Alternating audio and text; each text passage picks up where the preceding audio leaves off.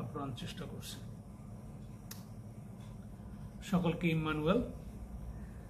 আমরা নির্ধারিত যেভাবে আমি আগে আলাপ করেছি, আজকেও আমি সেভাবে থায়াতিরা মণ্ডলী, যেটাকে বলা হয় থুয়াতিয়াস্ত মণ্ডলী, আমরা প্রকাশিত বাক্যতে আমরা দেখব 2 অধ্যায় 18 পদ থেকে আমরা একটু আলোচনা করব যে এই থায়াতিরা মণ্ডলীর সম্বন্ধে আমরা একটু জ্ঞান অর্জন করতে চাই। কারণ আমরা জানি যে 7টি মণ্ডলীর বিষয়ে প্রভু যিশু নিজে বলেছেন যে সেই মণ্ডলীগুলির কি অবস্থায় এবং তাদের চরিত্র পৃথিবীতে কি এবং কিভাবে তারা প্রভুর পক্ষে এবং প্রভুর বিপক্ষে রয়েছে সে বিষয়ে যীশু খ্রিস্ট নিজে বলেছেন যে কথা যোহনের মধ্য দিয়ে, যে সেই আইল দ্বীপে প্যাটমসে সেখানে যোহন বন্দী ছিল, আর সেখানে বসে যীশু দর্শন দিয়ে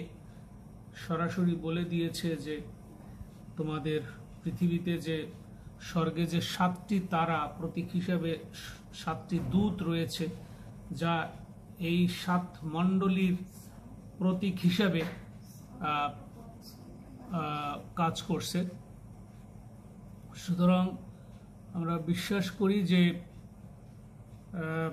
যিশু যা বলেছে সে বিষয়ে বাইবেল থেকে আমরা বোঝার চেষ্টা করছি। এই থায়াতিরা মণ্ডলী সেটাও একটি শহরের উপরে, এবং সে সময় যে সমস্ত ধর্ম ছিল, যে প্যাগান ধর্ম ছিল এবং সেই আদি ধর্মের লোকরা ছিল, এবং সেই বিভিন্ন ধরনের লোকরাই সেই মণ্ডলীর মধ্যে ছিল, কিন্তু সেটি অনেক আগের, তাই না? 590 খ্রিস্টাব্দের দিকে, বহু আগের কথা। 590 থেকে 1517 খ্রিস্টাব্দ পর্যন্ত বাইবেল স্কলার যারা, তারা যেভাবে এটাকে বিভাজন করেছে যে সেই সময়কাল, কোন সময়কাল সেই প্রতীক হিসাবে এই সময়কালের মধ্যে সেই মণ্ডলীর বিষয় বলা হয়েছে এবং যিশু সেই মণ্ডলীর বিষয় বলেছে। আসলে আমরা একটু দেখি পবিত্র শাস্ত্র কি বলে। সো থায়াতিরা মণ্ডলী বা থুয়াতিয়াস্ত মণ্ডলী, সেই মণ্ডলীতে আমরা দেখতে পাই যে যিনি ঈশ্বরের পুত্র, যাহার চক্ষু অগ্নির শিক্ষার তুল্য ও যাহার চরণ সুপুত্তলের সদৃশ, তিনি এই কথা কহেন, আমি জানি তোমার কর্ম সকল ও তোমার প্রেম ও বিশ্বাস ও পরিচর্যা ও ধৈর্য, আর তোমার প্রথম কর্ম অপেক্ষা প্রচুরতর শেষ কর্ম আমি জানি। মানে যিশু বলেছে যে তোমাদের মণ্ডলীতে কি হয়, তোমরা কি করো, সব কিছু আমি দেখছি। 20 পদে বলছে, তথাপি তোমার বিরুদ্ধে আমার কথা আছে। ইসেবল নাম্নী যে নারী আপনাকে ভাববাদিনী বলে, তুমি তাহাকে থাকিতে দিতেছ, এবং সে আমারই দাসগণকে বেশ্যাগমন ও প্রতিমার কাছে উৎকৃষ্ট বলি ভক্ষণ করিতে শিক্ষা দিয়া ভুলাইতেছে। আমি তাহাকে মন ফিরাইবার জন্য সময় দিয়েছিলাম, কিন্তু সে নিজ বেবিচার হইতে মন ফিরাইতে চায় না। দেখো, আমি তাহাকে সহ্যগত করিব, এবং যাহারা তাহার সহিত বেবিচার করে তাহারা যদি তাহার কার্য হইতে মন না ফিরায়, তবে তাহাদিগকে মহা ক্লেশে ফেলে দেব। আর আমি মহামারী দ্বারা তাহার সন্তানগণকে বধ করিব, তাহাতে সমস্ত মণ্ডলী জানিতে পারিবে আমি মর্মের ও হৃদয়ের অনুসন্ধানকারী, আর আমি তোমাদের প্রত্যেকজনকে আপন আপন কর্ম অনুযায়ী ফল দিব। কিন্তু থুয়াতিয়ারাতে অবশিষ্ট তোমাদের যতজন সেই শিক্ষা গ্রহণ করে নাই, লোকে যাহাকে গভীর তত্ত্ব বলে, শয়তানের সেই গভীর তত্ত্ব সকল যাহারা জ্ঞাত হয় নাই, তাহাদিগকে বলিতেছি, তোমাদের উপরে আমি অন্য কোনো ভার অর্পণ করি না, কেবল যাহা তোমাদের আছে তাহা আমার আগমন পর্যন্ত দৃঢ় রূপে ধারণ করো। আর যে জয় করে সে শেষ পর্যন্ত আমার আদিষ্ট কার্য সকল পালন করে। তাহাকে আমি আপনি পিতা হইতে যেরূপ পাইয়াছি তদ্রূপ জাতিগণের উপরে কর্তৃত্ব দিব, তাহাতে সেই লৌহদণ্ড দ্বারা তাহাদিগকে এমনই শাসন করিবে যে কুম্ভকারের মৃৎপাত্রের ন্যায় চুরমার হইয়া যাইবে। আর আমি প্রভাতেও তারা তাহাকে দিব। যাহার কর্ণ আছে সে শুনুক, আত্মা মণ্ডলীগণকে কি কহিতেছে। আমেন। এই মণ্ডলীতে বিশেষ যে বিষয়গুলি শিক্ষণীয়, যে এই মণ্ডলীর যুগে এই সময় অনেকে আমরা জানি যে তখন পর্যন্ত বাইবেলের সত্য বিষয়গুলি সঠিকভাবে প্রকাশিত হয় নাই, কিন্তু ঈশ্বর সেই সময় ভাববাদীদের মধ্য দিয়ে যে বাক্য দিয়েছে তার উপরে ভিত্তি করে সেই মণ্ডলীগুলি চলছিল। কিন্তু তথাপি তোমার বিরুদ্ধে আমার কথা আছে, সেটা ছিল যে ইসেবল একটা বড় বিষয়, যে ইসেবল নামনি যে নারী, যিনি প্রফেটিস, মানে যে ভাববাদিনী হয়েছিল, ইসেবলকে সেই আহাব রাজার ওয়াইফ, তিনি কন্ট্রোল করতেন সবকিছু। আহাব রাজার ওয়াইফ, তিনি আসলে দুষ্ট প্রকৃতির মহিলা, এবং এই যে বেশ্যাগমন ও প্রতিমার কাছে উৎকৃষ্ট বলি, তার মানে তারা যে পার্টি করত, তারা এই মণ্ডলীতে ছিল, যারা বেদির উপরে মাংস এবং দ্রাক্ষারস খাইত, এবং যত প্রকারের এই অশালীন যে সমস্ত কাজ তারা সেখানে সেটি করত। তো এই গ্রুপ সেখানে থাকাতে যীশুখ্রিস্ট নিজে সতর্ক করে দিয়েছে যে এই ইসেবেলকে সামলাও। ইসেবেল কে? এই ইসেবেল যে আহাব রাজার ওয়াইফ, সে সম্বন্ধে যদি আমরা ধারণা পেতে চাই, তখন আমাদেরকে পুরাতন নিয়মে যেতে হয় যে আসলে সে কে ছিল, এই মহিলা কে।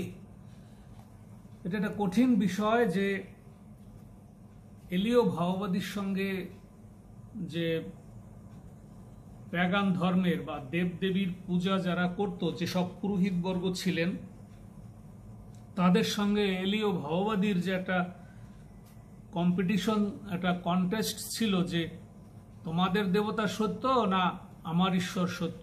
এলীয় ভাববাদীর সঙ্গে তারা সেই প্রতিযোগিতায় নেমেছিল, যে আমরা জানি সেই ঘটনা যে তোমরা সেই যজ্ঞ সাজাও এবং যজ্ঞবেদীতে তোমরা কেউ আগুন দেবে না, কিন্তু প্রার্থনা করবে যেন তোমার দেবদেবীদের শক্তিতে সেখানে আগুন জ্বলে। আর সেই পর্বের সময় এলিও তাদেরকে প্রথম সুযোগ দিয়েছিল, এবং তাদের সেই 300-400 পুরোহিত, যারা এই যে সমস্ত পুরোহিতদেরকে এই ইসেবল যে রানী, আহব রাজার ওয়াইফ, তিনি এদেরকে পরিচালনা করত। আর তারা সবাই মিলে প্রার্থনা করলো এবং তাদের দেবদেবীকে ডাকলো, এবং এলিও বলল আরো ডাকো, দেখো তোমার দেবদেবীরা মনে হয় ঘুমিয়ে আছে, তাদের জাগাও। টিটকারিও দিয়েছে এলিও তখন। তো এলিওর যজ্ঞ এখানে আর তাদের যজ্ঞ এখানে। এলিও তাদের সময় দিয়েছে, সারাদিন সময় দিয়েছে, না কোনো ফলাফল নাই। তাদের দেবদেবীরা কথাও বলে না, আসেও না, আগুনও ধরায় না। তার মানে তারা ফেল। এখন এলিও বলছে কি তোমাদের হইল, তোমরা কি ব্যর্থ? বললো যে হ্যাঁ, আমাদের তো ব্যর্থ আমরা, এখন তুমি পারলে দেখাও। তখন এলিও ভাববাদী ঈশ্বরের কাছে প্রার্থনা করলো, আর সেই জলে ভেজা বেদি, এলিও বলছিল জল দিয়ে একেবারে 2-3 বার করে ভিজিয়ে দিয়েছে। তারপরে প্রার্থনা করার সঙ্গে সঙ্গে এলিওর বেদিতে আগুন ধরল এবং সমস্ত জল সেই আগুনে খেয়ে ফেলল। আর তখন এলিও ভাববাদী, আমরা জানি যে সেই মন্দ ফলস যে টিচার, সেই দেবদেবী, শয়তানিক যত দেবদেবী ছিল সবাইকে শেষ করে ফেলছে, সবাইকে মারা হয়েছে।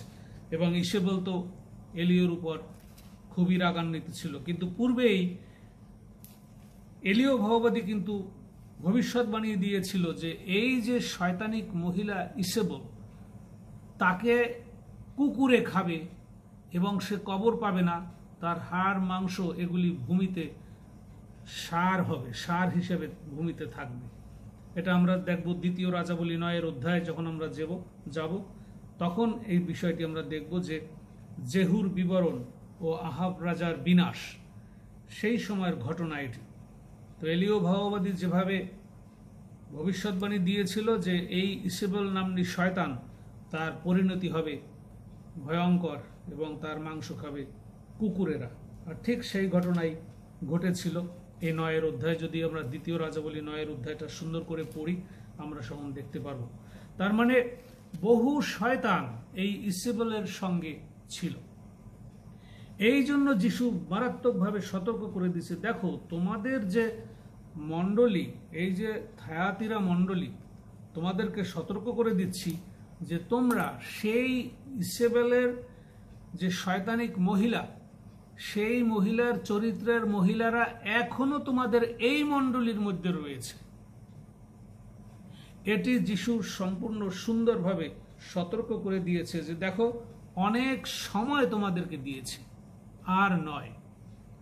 এখনো যদি মন ফিরাও তো ভালো, যদি মন না ফিরাও তাহা হইলে, এবং ডেঞ্জার আছে যে লেখা রয়েছে যে বেশ্যাগমন ও প্রতিমার কাছে উৎকৃষ্ট বলি ভক্ষণ করিতে শিক্ষা দিয়া ভুলাইতেছো। এই যে বাংলাটা ভুলানো মানে কি, ভ্রান্ত শিক্ষা, মতবাদ, এই ইসেবেলের মতবাদ সেই মণ্ডলীর মধ্যে তখন পর্যন্ত ছিল। সেই পুরাতন নিয়মের থেকে শুরু করে এসে এই একেবারে নতুন নিয়মের শেষ পর্যায়ে এসেও যিশু শেষবারের মতন তাদেরকে সেই ওয়ার্নিং দিল যে সাবধান, এখনো সময় আছে। দেখো, কিন্তু বলছে যদি মন না ফিরাও, দেখো আমি তাহাকে সহ্যগত করিব, ও যাহারা তাহার সহিত বেবিচার করে তাহারা যদি তাহার কার্য হইতে মন না ফিরায় তবে তাহাদিগকে মহাক্লেশে ফেলে দিব। তার মানে কি, মহাক্লেশ কখন আসবে? এই 7 মণ্ডলীর যুগ শেষ হওয়ার সঙ্গে সঙ্গে মহাক্লেশ আসবে। তার মানে সেই ক্লেশের মধ্যে ফেলে যিশু তাদেরকে মারবে, কবর দেবে। কিন্তু আরেকটি বিষয় আছে যে মানে কাজের বিষয় একটা বলা আছে, আমি জানি যে তোমার কর্ম সকল ও তোমার প্রেম, এই যে কর্ম, ওয়ার্কস, চ্যারিটি, তারপরে দান খয়রাত করা, এই মণ্ডলী কিন্তু এগুলিও করত, ঠিক আছে, কিন্তু কাজের দ্বারা পরিত্রাণ হবে না। সেই জিনিস জানতে হবে যে কাজের দ্বারা নয়, কিন্তু যীশু খ্রিস্ট যে ক্রুশ পর্ব সম্পন্ন করে ভিক্টরি নিয়ে এসে, জয়, ভিক্টরি এবং মহাযাজক হয়েছে, তার উপর বিশ্বাস করে শুধুমাত্র পরিত্রাণ হবে, কিন্তু কাজের দ্বারা নয়। কিন্তু আজও সেই মণ্ডলী, তোমরা এখনো মনে করো যে সব শয়তানি কাজগুলিও করতেছ, আবার বাহিরে গিয়া তোমরা এই কিছু কিছু ভালো কাজ বা এই মানুষকে দান খয়রাত করে বা ভালো কাজ করে তোমরা মনে করছো যে তোমরা পার পেয়ে যাবে। যিশু বলছে তা কখনোই হতে দেওয়া যাবে না। এটি হলো এইখানের মূল একটি শিক্ষা। তবে আরো শিক্ষা আছে এখানে, যে তারা যে হেরেসি বা উৎপথ বা অনৈতিকতা যে বহন করছে এবং সেই মণ্ডলী কিভাবে পরিচালিত হইত। এবং যিশু সরাসরি বলছে যে আমি মহামারী দ্বারা তাহাদের সন্তানগণকে বধ করিব, তাহাতে মণ্ডলী জানিতে পারিবে আমি মর্মের অনুসন্ধানকারী ঈশ্বর। তার মানে এটা ট্রিবুলেশন, 7 বছরের যাতনার কালে তাদের কি করবে সেটি এখানে তিনি ওয়ার্নিং দিয়েছে। কারণ এই র্যাপচারের পরে মণ্ডলী আর থাকবে না, 7 মণ্ডলীর যুগ শেষ, তখনই র্যাপচার আসবে এবং র্যাপচারের সঙ্গে সঙ্গে শুরু হবে 7 বছরের যাতনা, যে পৃথিবীর সম্পূর্ণ শেষ সময়, এবং সেটি জিউস নিয়ম ফিরে আসবে ইসরায়েলে। কিন্তু থুয়াতিয়াতে অবশিষ্ট তোমাদের যতজন সেই শিক্ষা গ্রহণ করে নাই, এখানে একটা মজার বিষয়, যারা সেই মন্দ শিক্ষা গ্রহণ করে নাই তাদের প্রতি আবার যিশু অনেক কথা বলেছে। এবং এই সবচেয়ে মেইন বিষয় যে এখনো কিন্তু অধিকাংশ মণ্ডলীতে এই অ্যান্টিখ্রাইস্টের যে শিক্ষা, এই যে হারলট চার্চ অফ অ্যান্টিখ্রাইস্ট, এর শিক্ষা, ইসেবেলের শিক্ষা এবং বিলিয়ামের যে ফলস ডক্ট্রিন, সেগুলি কিন্তু এখনো বিভিন্ন মণ্ডলীতে প্রচুর রূপে রয়েছে, যার জন্য আমাদের এই প্রোগ্রেস হচ্ছে না। খ্রিস্ট ধর্মের যেটা হওয়া উচিত ছিল যে বিশ্বাসীরা মিলে হবে মণ্ডলী, সবাই সেখানে থাকবে সম্পূর্ণভাবে বিশ্বাসী, যারা প্রভুর বোঝ নেয় সেখানে হবে বিশ্বাসী গ্রুপ শুধুমাত্র থাকবে। এখন আমরা হয়তো প্রভুর বোঝ নেওয়ার সময় আমরা অনেকে বলি যে যারা যারা যিশুকে সত্যিকারভাবে গ্রহণ করেছে তারা প্রভুর বোঝ নিবে, কিন্তু তখনকার সময়ের যে প্রভুর বোঝ ছিল, সিম্বলিজম অফ চার্চের যে সিম্বলিক যে বিষয় সেখানে ছিল, যে থায়াতিরা মণ্ডলী মানে হলো কন্টিনিউয়াল স্যাক্রিফাইস। এই কন্টিনিউয়াল স্যাক্রিফাইস মানে হলো ব্রেড অ্যান্ড ওয়াইন। তার মানে ওই সময় যে এই সিম্বলিজম, যে এই শয়তানিক লোকরাই আইসা, ইসেবেলের গ্রুপরা, ফলস ডক্ট্রিনের যে লিডার, তারা এসে এই শিক্ষাটা দিয়েছে। এই যুগে এসে যিশুর পুনরুত্থিত হওয়ার পরেও তারা সেই মন্দ শিক্ষা দিয়েছে। কি মন্দ শিক্ষা? যে প্রভুর বোঝের রুটির যখন তারা রুটি ভাঙে তখন তারা ফিল করে যে যিশু এখনো জীবিত, বা ফিজিক্যালি সে এখনো যিশুকে তারা চিন্তা করে যখন ব্রেড ভাঙে তখন সেটাকে মনে করে তারা যে যিশুকে ক্রুশে দেয়, হ্যাঁ, এবং তার মানে যিশুকে কল্পনা করে তারা যে সত্যি সত্যি যিশুর দেহ এটি, এবং সত্যি সত্যি যিশুর রক্ত এটি। এইটা আসলে ভুল শিক্ষা। এটা বলছিল যিশু যে তার শরণার্থে শুধু করার জন্য, কিন্তু actual physical body of Christ এইটা না। কিন্তু সেই শিক্ষা তারা এই মণ্ডলীতে দিয়েছে যে তোমরা প্রভুর বোঝের সময় তারা কল্পনা করে যে তারা যিশুকে বলি দিতেছে, আবার বলি দিতেছে, যিশুকে আবার বলি দিতেছে, এবং তার রক্ত, তার রিয়াল রক্ত, ওই দ্রাক্ষারসকে তারা আসল রক্ত হিসাবে গ্রহণ করে। এটি হলো ভুল শিক্ষা। এই শিক্ষা ওই মণ্ডলীতে ছিল, কিন্তু তারা জানে না যে আমরা ইব্রিয় 10 অধ্যায় 11 এবং 14 পদে দেখব যে যাজক যে পুনঃ পুনঃ যজ্ঞ করত তার দরকার আর নাই, কারণ যিশু নিজেই সেই যজ্ঞ সমাপন করেছে। এখন তার শরণার্থে এগুলি করতে বলেছে, কিন্তু যিশুকে আমরা প্রভুর বোঝের সময় ক্রুশে দিব না। এটি হলো মূল শিক্ষা। এখানের আরেকটি বড় শিক্ষা, এবং এই জন্য সিম্বলিকভাবে সেই যুগে যারা ছিল, এই জন্য সেই যুগের যে লিডাররা ছিল, এবং আমরা জানি যে তখনকার এই মণ্ডলীর যুগে কারা এসে কাজ করলো, সংস্কার করতে চাইলো, কারা বলতে চাইলো যে না এই শিক্ষার ভিতর সমস্যা রয়েছে। তার ভিতরে যেমন প্রধান ছিল পিটার ওয়ালদো, তিনি ফ্রান্সের, ইউরোপের। সেই ভদ্রলোক এই বাইবেল পড়ে সে লেম্যানদেরকে অ্যালাউ করলো যেন তোমরা বাইবেল পাঠ করো, এমনকি যার লোকাল ল্যাঙ্গুয়েজে সে ডাইরেক্টলি ল্যাটিন ভাষা থেকে ডাইরেক্ট ট্রান্সলেশন করে যার যার আঞ্চলিক ভাষায় সে সেটিকে দিত। মানে এত স্যাক্রিফাইস করছে পিটার ওয়ালদো। 1160 থেকে 1217 পর্যন্ত তার জীবনকাল, এবং তিনি এই মণ্ডলীতে যে শয়তানিক মণ্ডলীর পরিশুদ্ধিত করার জন্য পিটার ওয়ালদো অনেক বেশি কাজ করেছিল।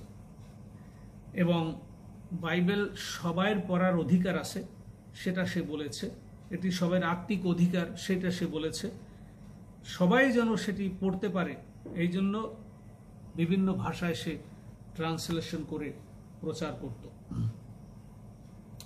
এবং এই সময়কার যে আরেকজন নেতা যিনি জন উইকলিফ, তিনিও 1320 খ্রিস্টাব্দ থেকে 1384 খ্রিস্টাব্দ পর্যন্ত কাজ করেছেন, এবং তিনিও লন্ডনে অক্সফোর্ড ইউনিভার্সিটির স্কলার এবং ইংলিশ থিওলজিয়ান। আমরা জানি যে ইংলিশও কিন্তু পরে আসছে, ইংলিশ কিন্তু আগে ছিল না। তো এখন তিনি ইংলিশ বাইবেল পুরো বাইবেল ট্রান্সলেশন করেছে ইংলিশে, সেটি ছিল জন উইকলিফ, এবং তার সময়কাল ছিল এই চার্চের সময়কালের মধ্যে।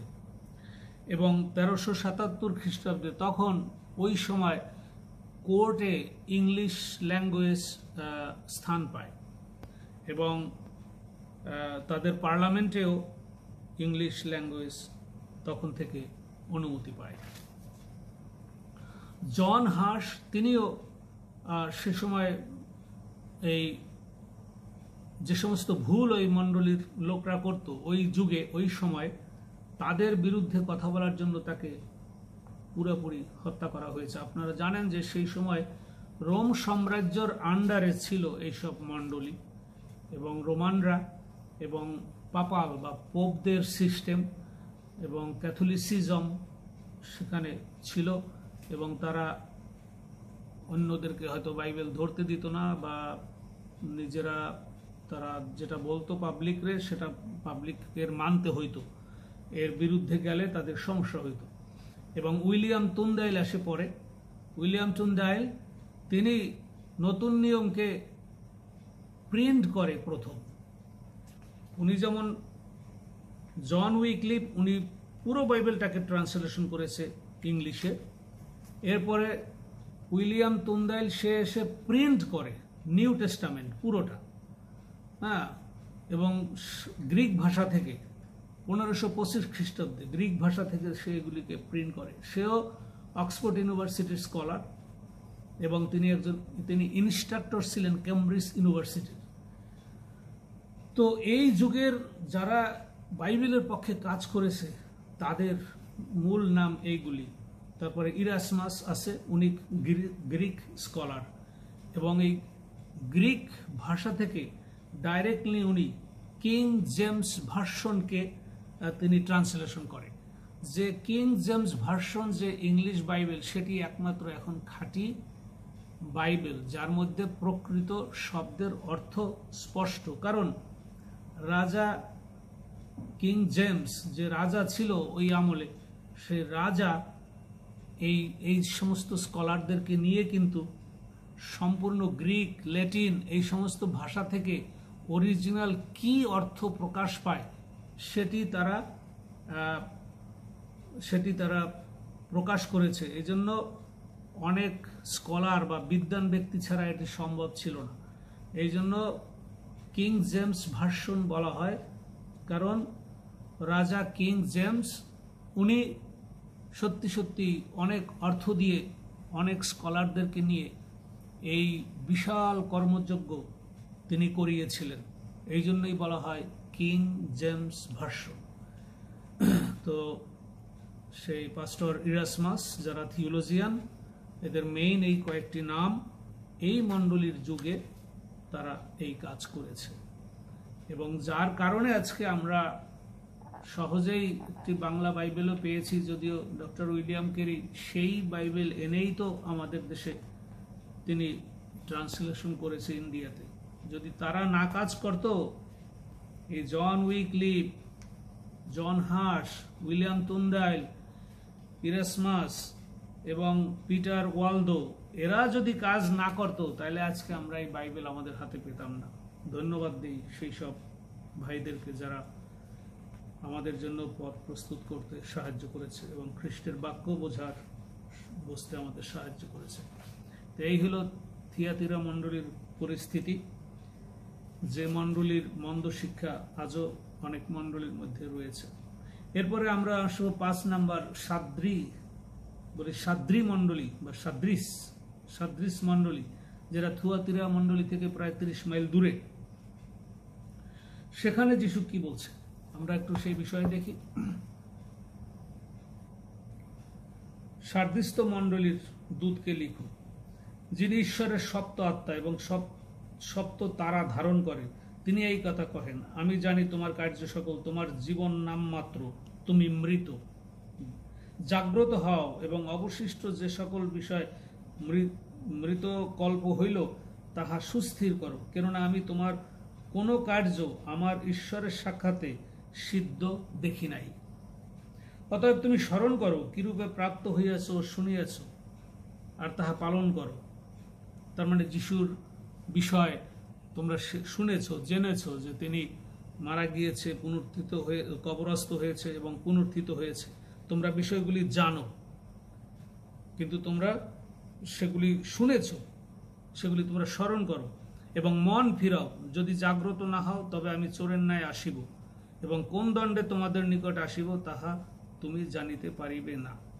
তথাপি সার দিতে তোমার এমন কয়েকজন লোক আছে, যাহারা আপন আপন বস্ত্র মলিন করে নাই, তাহারা শুক্ল পরিচ্ছদে আমার সহিত গমনাগমন করিবে। ফিউচার টেন্স, মানে নতুন ঈশ্বরের সঙ্গে থাকবে, কেননা তাহারা যোগ্য। যে জয় করে সে তদ্রূপ শুক্ল বস্ত্র পরিহিত হইবে, এবং আমি তাহার নাম কোনো ক্রমে জীবন পুস্তক হইতে মুছিয়া ফেলিব না। শুক্ল বস্ত্র পরিহিত হইবে, তার মানে র্যাপচারের সময় যে গ্লোরিফাই বডি পাবে। আমি তাহার নাম কোনো ক্রমে জীবন পুস্তক হইতে মুছিয়া ফেলিব না, কিন্তু আমার পিতার সাক্ষাতে ও তাহার দূতগণের সাক্ষাতে তাহার নাম স্বীকার করিব। যাহার কর্ণ আছে সে শুনুক আত্মামণ্ডলীগণকে কি কহিতেছেন। আমেন। এখানে মন ফিরাবার কথা রয়েছে, এবং তারা জেনে শুনে, যারা যিশুর কথা তারা শুনেছিল, কিন্তু তারা সেটাকে গ্রাহ্য করে নাই, সেটিকে কোনো মূল্যই দেয় নাই। অথচ তারা মণ্ডলী, তাদের মণ্ডলী সেখানে রয়েছে, তারা সেখানে কি উপাসনা করে জানি না আমরা, কি করতো। এবং যিশু ডাইরেক্টলি বলছে যে